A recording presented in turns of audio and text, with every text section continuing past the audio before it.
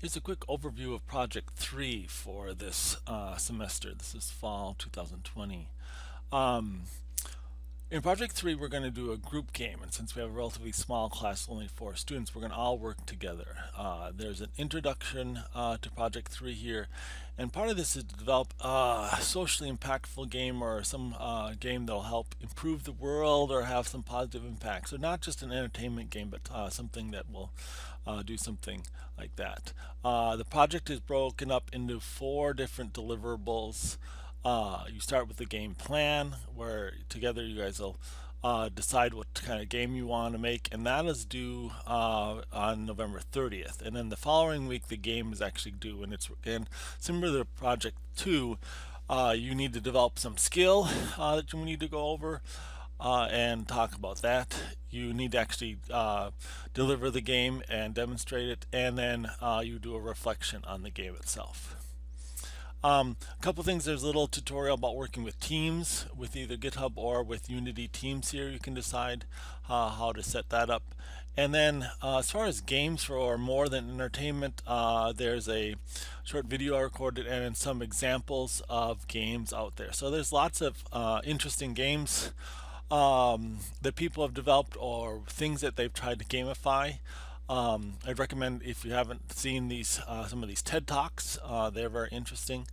I think just recently we've been doing this zombie challenge for exercise at St. Scholastica, where it uses our mobile phones to track our movements, our steps every day, and we're on teams, and then we're trying to avoid the zombies. And so every day you just bring up this little interface and it shows your team there and some zombies behind you, and then throughout the day as you walk, you stay ahead of the zombies, and there's other things, and you try to compete with other teams.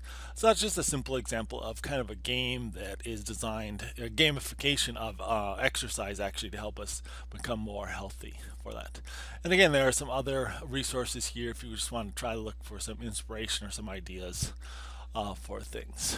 So then the actual part of this, we'll start with the game plan. So we're going to put you all in one teams.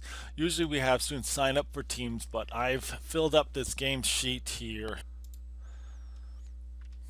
So I've filled up the game sheet. These are the four students in the class. You might want to put in your cell phone numbers or some other direct message contact information that you might want to use here. You can maybe decide some things. And then I'd like you to think of some roles that you might want to play on the team. You're likely to play multiple roles, but some things. So some options there. So yeah, some of the options we'll look at in just a sec. So back here, there's also this. So that's just the sign up sheet. Again, you're all on the same team this semester.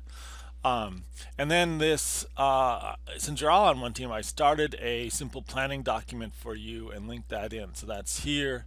So again, you should be able to edit this and make this your own as a team. So again, these are the team members.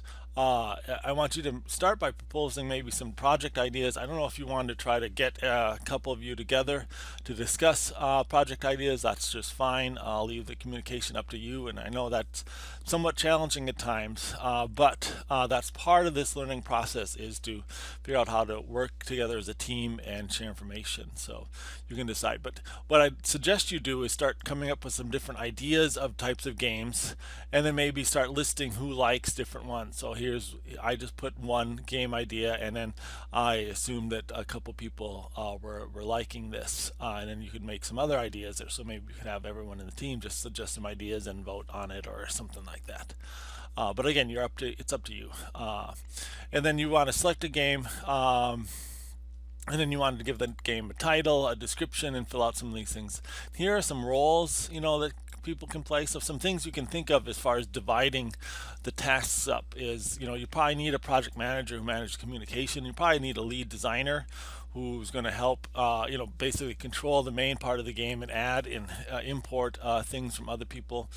You might need a special effects designer. Maybe you need some special effects like some fire or some landscape or something like that. You might need level designers, you might need a lead programmer, you might need other programmers, you might need a Blender modeler, you might need someone just to locate assets from the Play Store and bring those in and work with those and set those up. You might need someone to just do some sound or audio work. So those are some ideas of different jobs you can be as part of this team for this. Okay, so your first job again is to try to get this coordinated as a team, and you've got a week to do that. I know it's Thanksgiving week, and so it might be hard to get this communicated. So try to find a simple game and some way to communicate back and forth for this.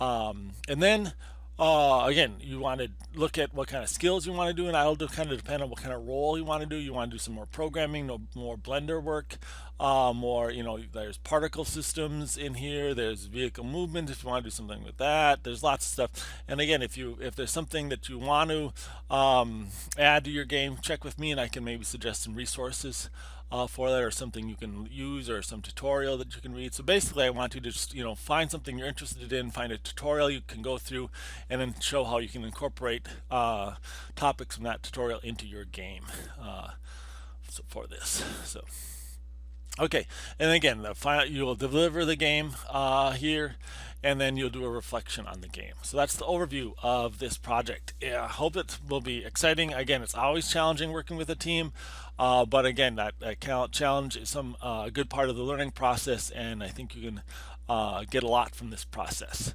Good luck.